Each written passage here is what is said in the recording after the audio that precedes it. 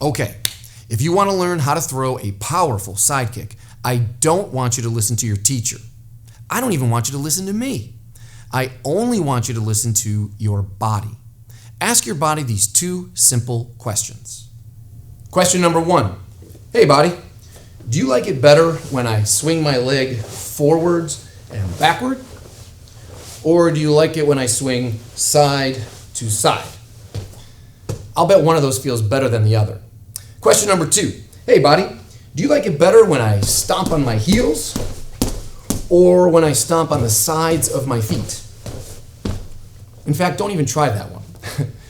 If your body's anything like mine and you're not built like a jellyfish, I'll bet your body just told you something about throwing side kicks. It probably just told you that your body is built to deliver and receive pressure and force along the joints, not across the joints. That's the way you've been walking and running, jumping and climbing your entire life. Which brings us to an interesting discovery. The side kick is not actually thrown to the side of your body. If you put pressure across your ankle, across your knee, or even across your hips, you're just asking for pain and problems. Now, yeah, you can get away with not turning your body if you're just hacking away at low targets like ankles and shins and maybe alligators. But as a general rule, I want you to remember this. The higher you kick, the more you have to pivot. I'll say that again. The higher you kick, the more you have to pivot. Okay, listening to our bodies, here come 3 tips to throw a more powerful side kick. Tip number 1, make sure you turn your support foot. Make sure that force is running along your foot, not across it. On offense, it's not so easy to throw a powerful kick if you're driving in off the side of your knee or the side of your foot. On defense, if you get jammed up because your timing's off, or they catch your foot and throw this back at you, well, all that pressure coming in is going to cause you to roll your ankle or tear your knee. So, if you're going to throw a side kick, make sure you turn that support foot. That's going to give you the power to really cause some damage, and if things go wrong, it's going to give you the ability to absorb it and hopefully walk away and reset. Tip number 2, kick with your heel, not the blade of your foot. I know there's lots of people out there who will tell you, go ahead and kick with the blade of your foot.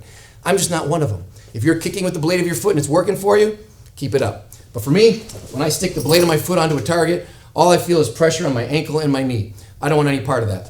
What I prefer is to make sure my heel is digging straight into that target like I'm throwing a spear. I can feel the alignment of my bone and my muscle right behind that. It feels no different than if I'm stomping on the ground. And that's good for me and bad for the other guy. Tip number 3 may be the only one you need, because if you do this one right, both of your feet will take care of themselves. Here's the tip. Get your butt in line. This is what I mean. You've got 3 parts to this kick. Your heel, your butt, and your torso. Try to line those up as best as you can for a really good side kick. Here's the wrong way to do it. Foot is up, you're looking cool, but your butt is not in alignment at all. Your butt is sticking out. Why is that a problem? Well, on offense, you're not using the biggest muscles that you've got to deliver power. On defense, if this gets crushed and pushed back into you, all that power is going to get stuck right here and pinch your ribs and your hip. That's uncomfortable and will probably knock you off balance. So, here's what I think. Aim your butt to kick their butt.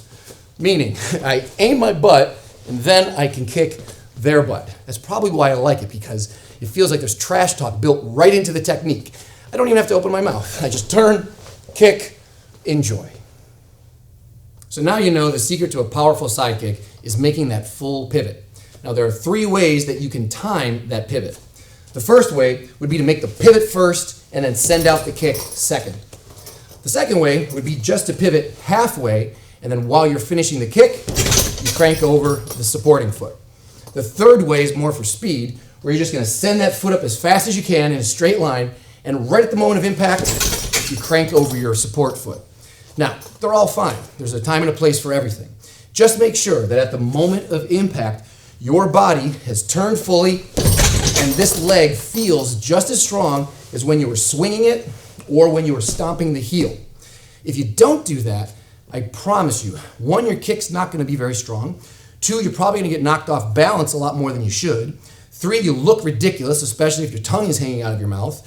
And 4, there's a good chance that you're going to end up with injuries in your ankles, your knees, and in your hips. So listen to your body and let it tell you how to throw a side kick. Okay, that's it. If you like that tip, guess what? I've got more coming. Don't forget to hit subscribe and you won't miss the next one.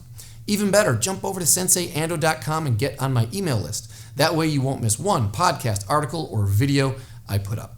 Until next time, keep kicking and keep fighting for a happy life.